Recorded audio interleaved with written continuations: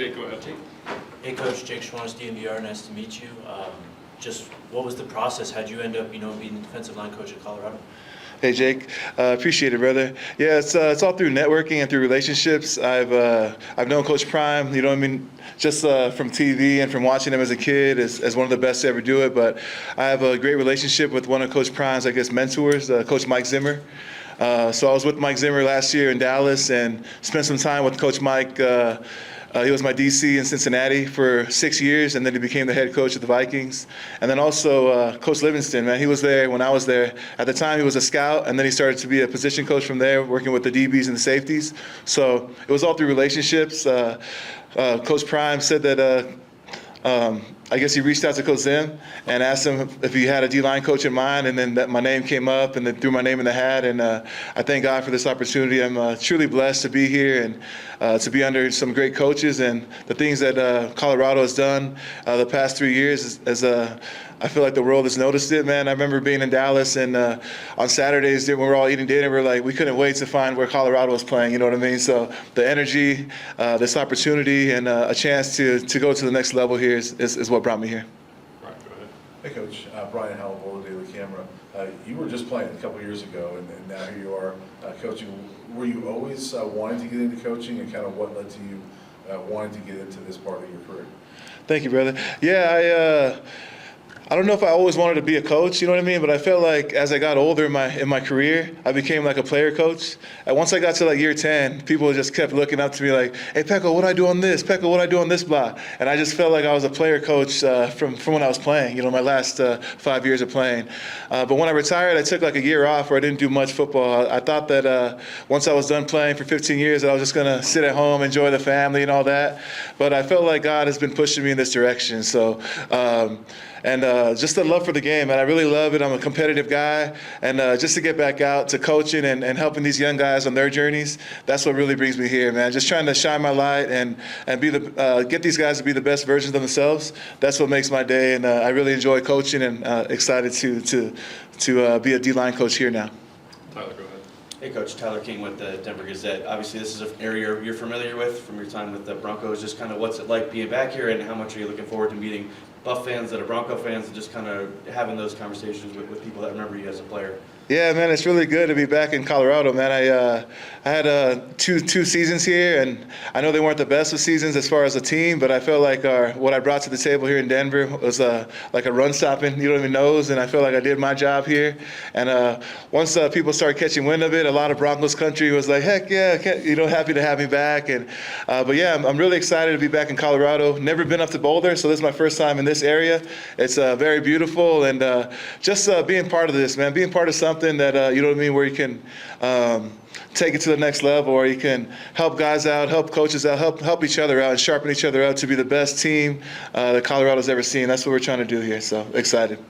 Adam, go ahead. Hi, Coach. Adam Wilson, Tiger 24/7 Sports. Nice to meet you. Nice to meet you. I know we're only 2 spring practices in, but just early impressions of that group that you inherited. Yeah, man, it's a really good group, man.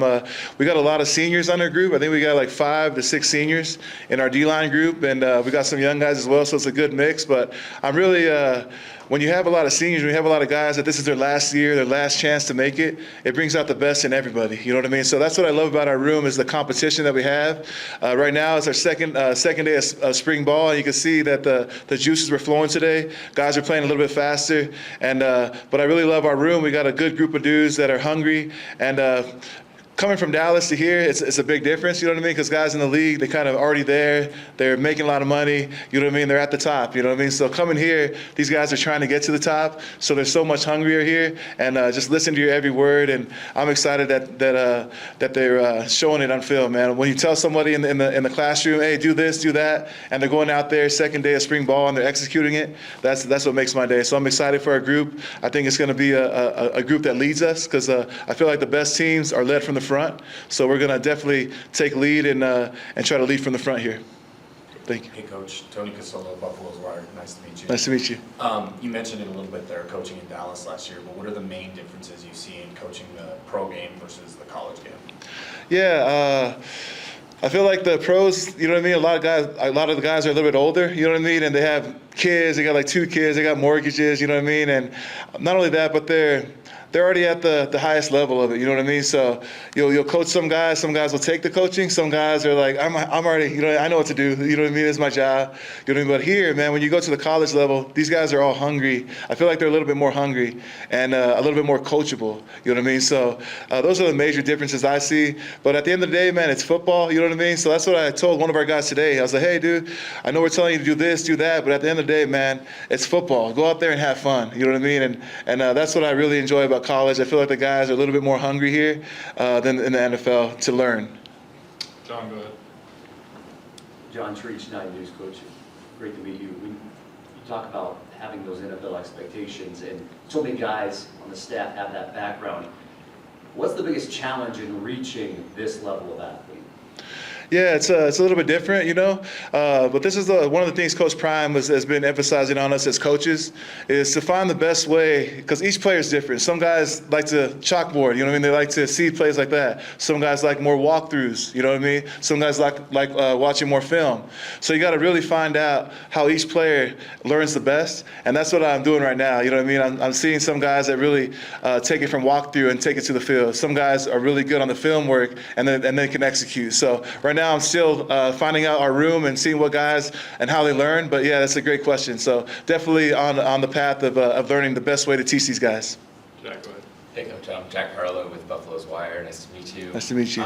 With the Broncos, if I'm right, you played with Philip Lindsay for a couple of years there? Yes, sir. Big Phil. Yeah. Yeah. Him at all, and just, you know, yeah, great buff, and just what your relationship is. Yeah, man. I remember Philip Lindsay, brother. He did his thing as a rookie. I think he was a Pro Bowler as a rookie. I remember coming from CU. He used to always say that. I was from Colorado, went to Colorado. You know what I mean? That was one of his sayings. You know what I mean? But it's really cool because I seen. But right next to our locker room is a big old picture of Philip, and then inside our indoor facility is a big thing of Philip there. So it's really cool to see Big Phil on the walls here because he was a hell of a player.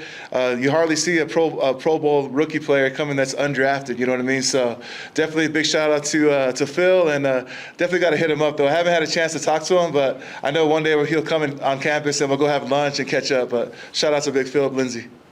Scott. Hey Coach, Scott Proctor at DNVR, great to meet you. Nice to meet you, Scott. Likewise. I'm curious your first impressions of working with Coach Robert Livingston and just what you've seen from him, you know, him leading this defensive unit, and I think him and Coach Zimmer as well have a pretty good relationship as well. Just kind of your first takeaways and working with and being around Coach Liv. Yeah, man, I really enjoy being back with Coach Rob. When I first met him in Cincy, he was doing a lot of the scouting things at the time, and it's really good to reunite with somebody, man, someone that you trust, someone that you know, and that you have a relationship with. So, and I really love how he makes it simple for the guys. You know, we're not putting in 100 installs. You know what I mean? He's keeping it nice and basic and simple, but at the same time, man, he does a good job of teaching. You know what I mean? And that's what coaching is, man. It's not only about yelling at people and getting them to do the right things, but it's about being the best teacher, you know what I mean, getting the best out of your guys, and I think Rob does a great job of getting the best out of his unit, so I can see Rob being a head coach one day. 2 more. Tyler, go ahead. On a similar note, obviously getting a chance to work with Warren Sapp, you guys overlapped time in the NFL as well, just kind of what's that been like? We all saw the energy he brought last year, just kind of how is it like working with him and collaborating with him? Oh, it's awesome, man. I've been with him a couple days now, and at practice, he definitely brings the energy. You got to love that. And then also, man, aside from the energy, man, he has so much knowledge as well, you know, at the 3-tech position. So right now, man, he's been working a lot with the 3s, and I've been working with the noses and overall as a group. But it's really good to have a gold jacket in the room, someone that's seen every block, you know what I mean, someone that's been there and done that.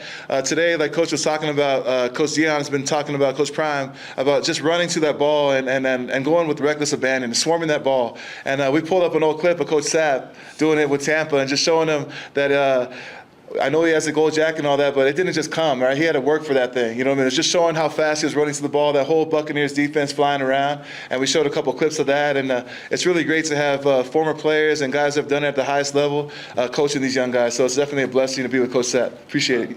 Last one, Matt. Go Hey ahead. Coach, Matt Smith, Independent.